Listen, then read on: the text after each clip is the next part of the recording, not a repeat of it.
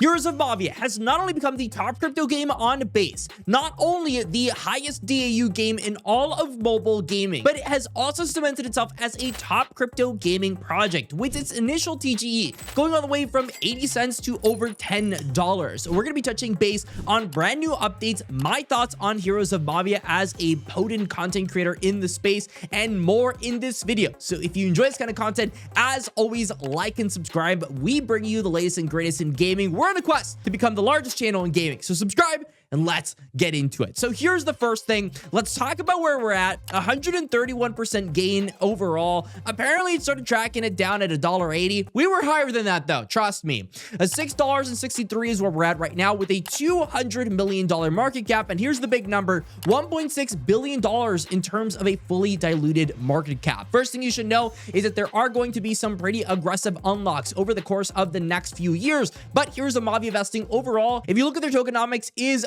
pretty long. So not something we necessarily need to worry about too much right now, but something you should know as well. Another thing that we should quickly gloss over is the Mavia Land NFTs, which right now have a floor price of 0.28 Ethereum and have gone down quite significantly over the course of their TGE, as the people that were staking their land plots got a pretty sizable token airdrop at the launch of the Mavia token. So with all this being said, am I bullish on the land? I don't necessarily think that the land NFTs are the best source of gains for Mavia. Instead, I think it's going to be in the Mavia token itself. Many people calling for a $20 to $50 Mavia. I think somewhere around that range is definitely more than reasonable, considering several metrics. Number one is the fact that Mavia is about to push out a major update. This one is going to have to do with troop and economy rebalancing, battle replays, revenge mode, the bulletin board, and more. Some necessary updates that Heroes of Mavia has really not done yet. We haven't had a major update since the launch of the game, so seeing it now means that a lot is probably coming for Heroes of Mavia. Some other data points that you should know about is that Heroes of Mavia reached 2.6 million monthly active users in the first 30 days since launch,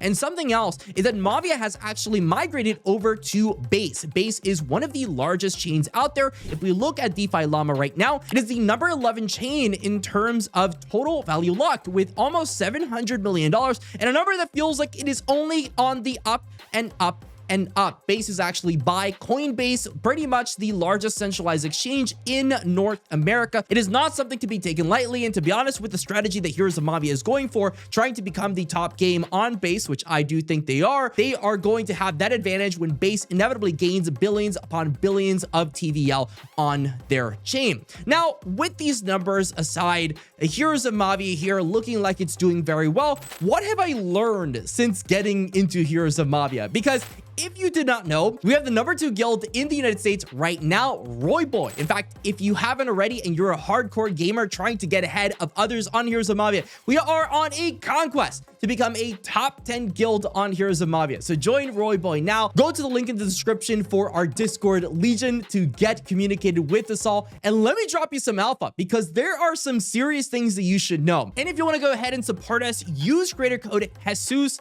over at the settings menu to support me and more Heroes of Mavia content. Number one is that Rubies are going to be activated at some point in the next few months. Rubies you earn by attacking players every single day. This is 100% free to play. At some point, land holders will be getting a more substantial amount of these rubies, but overall, the people that go ahead and play Heroes of Mavia right now, accumulate them, will be the beneficiaries of it. What can you do with rubies? Well, these are legendary cosmetic items. If you've ever played any game, everybody wants skins, and skins are a massive market. League of Legends makes millions of dollars every single year with cosmetics. CSGO has this billion-dollar market on just skins. So there's a lot of attention on skins specifically. And I'm sure this is something that is only going to be growing. And Heroes of Mavia, allowing people to do this is going to be important. However, here's the flashlight where it just kind of goes and glares at you. It's not going to be the number one thing to earn. Don't expect this game to make you millions of dollars. If you enjoy genuinely games like Clash of Clans, these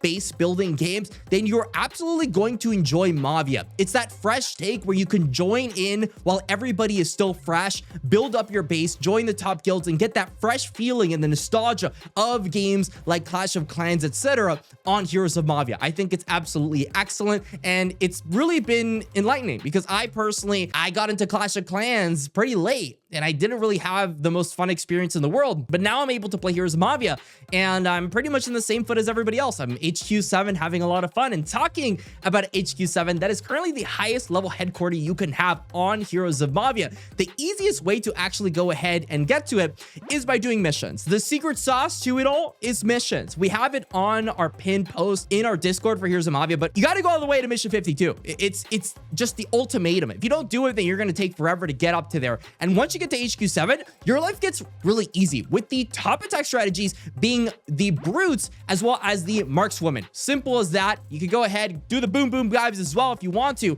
but that is the ultimate strategy at the moment on Heroes of Mavia, with many people employing anti-boom cart bases. Because if you didn't know, boom carts, the equivalent of wall breakers on COC, they don't actually target the closest walls. Instead, they go ahead and just target whatever. So it's important to understand some of the unit attack structures just don't make a lot of sense right now, which is why we're using things like brutes and markswomen to go ahead and just kind of like brute force our way in and try to get 1 stars. The most popular base strategy right now is pretty much putting all of your structures together and then putting walls in very long zigzag lines so that the brutes, which are the tanks, have to walk a million different miles until they all kind of just come in together to die at the same time. That's why they work so well. You'll notice that you can go onto the clan page, look at some of the top guilds and their bases, and they all look very similar. It's because that is the ultimate base strategy. It is extremely difficult to 3-star at the moment with a fully maxed out base, so it works phenomenally well